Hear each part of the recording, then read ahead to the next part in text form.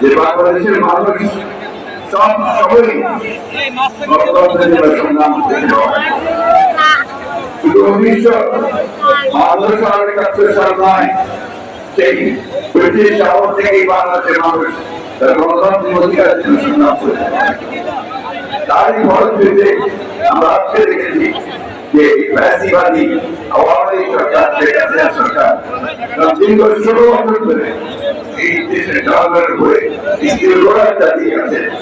সেই স্ত্রী গোড়াকে উপেক্ষা করে বাংলাদেশ জাতীয়তাবাদী দল যারা প্রতিষ্ঠা রহমান দীর্ঘ সংগ্রাম করে আমরা একটা উত্তর পরিবেশে গণতন্ত্র আর বিএনপি এই দুটা সমর্থন রহমান একদলীয় শাসন ব্যবস্থা থেকে বহুদলীয় শাসন ব্যবস্থা নিয়েছিলেন।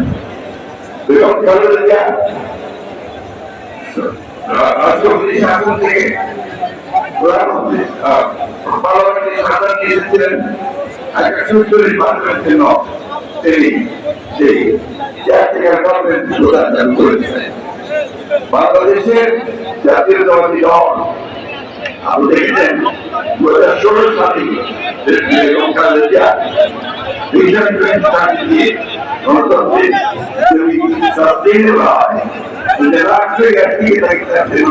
সংস্কার আমরা আমরা আবার একটি দফা দিয়ে আমরা সম্মান করতে হবে। এই 16 বছরে আমাদের অনেক লোক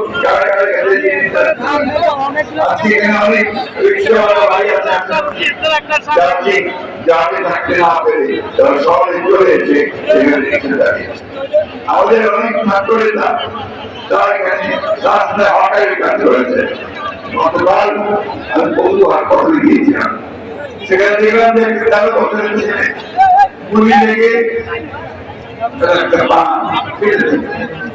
এই যে বিচার করতে গিয়ে বাংলাদেশ গণতন্ত্রের সংগ্রাম এগিয়ে চলেছে।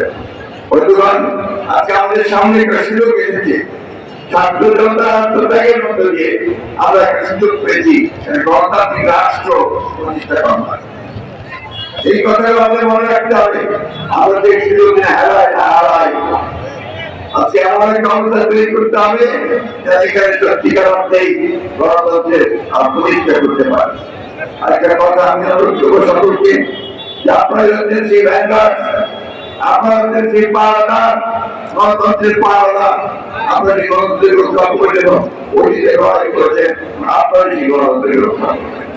সেই জন্য গণতন্ত্রের যদি কেউ ধ্বংস করতে চায়, আবার বিপদ আনতে চায়, লুট করতে চায়, সেখানে আমরা অবশ্যই নিতে হবে।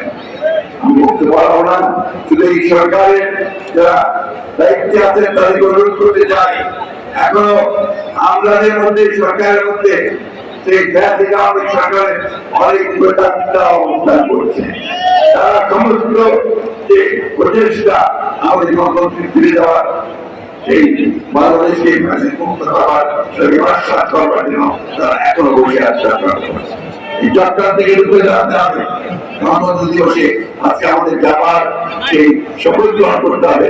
যেভাবে বুকের রক্ত দিয়ে আমাদের ছেলেরা এই সুযোগ সৃষ্টি করেছে, বুকের রক্ত দিয়ে হলেও আমরা সেই সুযোগকে রক্ষা করবো, বাংলাদেশকে সত্যিকার অর্থে বিগতের রাষ্ট্রে পরিণত করবো। আজকে আমি সমস্ত বন্ধু আহত যারা রয়েছে তাদের উপযুক্ত ক্ষতিপূরণ দেওয়ার জন্য সরকার, যারা নিহত হয়েছে তাদের ক্ষতিপূরণ দেওয়ার জন্য আমি সরকারের কাছে দাবি জানাচ্ছি। এটাই হোক আজকের দিনে আমাদের সকল ও সবাইকে ধন্যবাদ।